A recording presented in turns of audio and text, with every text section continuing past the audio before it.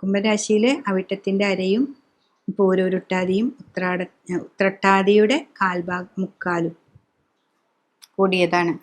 അപ്പോൾ ആ രാശിക്കാരെ സംബന്ധിച്ച് ഇവർക്ക് 5ാം ഭാവത്തിൽ വ്യാഴം വന്നു എങ്കിലും 7ര ശനിയുടെ മൂന്നാം ഘട്ടത്തിലാണ് നിൽക്കുന്നത്. 2ലാണ് ശനി നിൽക്കുന്നത്. അപ്പോൾ 7ര ശനിയാണ്. അപ്പോൾ അത്രയും സമയം നമുക്ക് കുറച്ച് ദുരിതങ്ങൾ ഉണ്ടായി, പിന്നെ പ്രതിസന്ധികളെയൊക്കെ നമ്മൾ തരണം ചെയ്തു, പിന്നെ മുന്നിലേക്ക് പോയിക്കൊണ്ടിരിക്കുന്ന ഒരു സമയമാണ്. അപ്പോൾ അതിനനുയോജ്യമാണ് ഇവിടെ വ്യാഴം 5ലുണ്ട്. പക്ഷെ ഈ ലഗ്നാധിപനോട് കൂടി ആ കുംഭൻ രാശിയിൽ തന്നെ രാഹുവാണ്. രാഹു വരുമ്പോൾ എന്താ വെച്ചാൽ എപ്പോഴെപ്പോഴും നമുക്ക് രോഗം ഉണ്ടാവും, വയ്യ എന്നുള്ള തോന്നലുകൾ ഉണ്ടാവും, സ്കിന്നിൽ അലർജി ഉണ്ടാവും, ഇങ്ങനെയൊക്കെ ഉണ്ടാവും. അപ്പോൾ അത് ഈ രാഹു നിൽക്കുന്നത് കൊണ്ടാണ് നമുക്ക്. പിന്നെ ഇവിടെ 7ാം ഭാവത്തിൽ കേതുവാണ്. അപ്പോൾ ഭാര്യ ഭർത്താവ് തമ്മിലുള്ള പ്രതിസന്ധികൾ ധാരാളം ഉണ്ടാവാം. കുടുംബപരമായിട്ടും കുറച്ച് പ്രതിസന്ധികളൊക്കെ ഉണ്ടാവും. അത് വളരെ ശ്രദ്ധിച്ച് മുന്നിലേക്ക് പോകേണ്ട ഒരു സമയമാണ്. പിന്നെ 2ലാണ് ശനി വന്ന് നിൽക്കുന്നത്.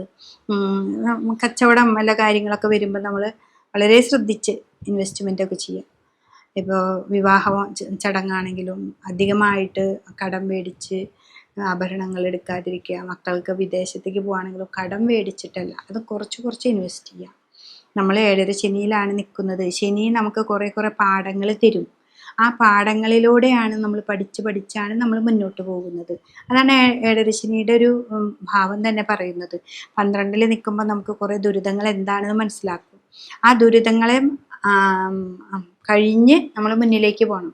അതിനൊക്കെ അനുഭവത്തിലൂടെ നമ്മൾ അതിനെ മറികടന്ന് ചിന്തിക്കാനും, അത് നല്ലതിലേക്കാണ് നമ്മൾ പോകുന്നത്, അത് മനസ്സിലാക്കി മുന്നോട്ട് പോകാം. അപ്പോൾ അവിടെ ഒരു മാറ്റം വരും. അപ്പോൾ ഈ കുംഭക്കൂറുകാരെ സംബന്ധിച്ച് ആ 2ാം ഭാവത്തിലെ ശനീശ്വരനെ വാക്കുകളൊക്കെ വളരെ ശ്രദ്ധിക്കുക.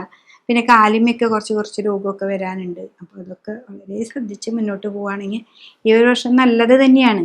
ശനീശ്വരൻ നമ്മളെ പഠിപ്പിച്ചും നമുക്ക് എന്തൊരാപത്ത് വന്നോട്ടെ അതിൻ്റെ അപ്പുറത്ത് നമുക്കൊരു നന്മയുണ്ട്, അത് ഉറപ്പാണ്. നിങ്ങൾ നിങ്ങളുടെ ജീവിതത്തിൽ അതൊന്ന് ശ്രദ്ധിച്ചാൽ മതി.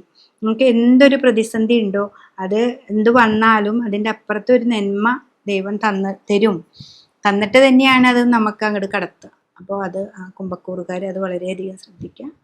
7ര ശനിയുടെ 2ാം ഘട്ടമാണെന്ന് മനസ്സിലാക്കി 3ാം ഘട്ടമാണെന്ന് മനസ്സിലാക്കി ശിവൻ്റെ അമ്പലത്തിൽ പോവുക. മുൻവിളക്ക് ധാര, ബില്ലുവാർച്ചന കൊടുക്കുക. ബില്ലുവത്തിൻ്റെ ദളം കിട്ടും, അതുകൊണ്ട് അർച്ചന കൊടുക്കുക. മൃത്യുഞ്ജയം കൊടുക്കുന്നത് നല്ലതാണ്. മൃത്യുഞ്ജയ പുഷ്പാഞ്ജലിയോ ഹോമോ മാസത്തിലൊരിക്കൊക്കെ ചെയ്യുക.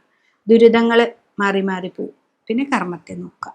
പക്ഷെ എപ്പോഴും 7ര ശനിയുടെ കാലഘട്ടമോ അല്ലെങ്കിൽ ശനിയുടെ ദശയൊക്കെ ആണെങ്കിൽ ശനി മോശമായ ഒരാളല്ല.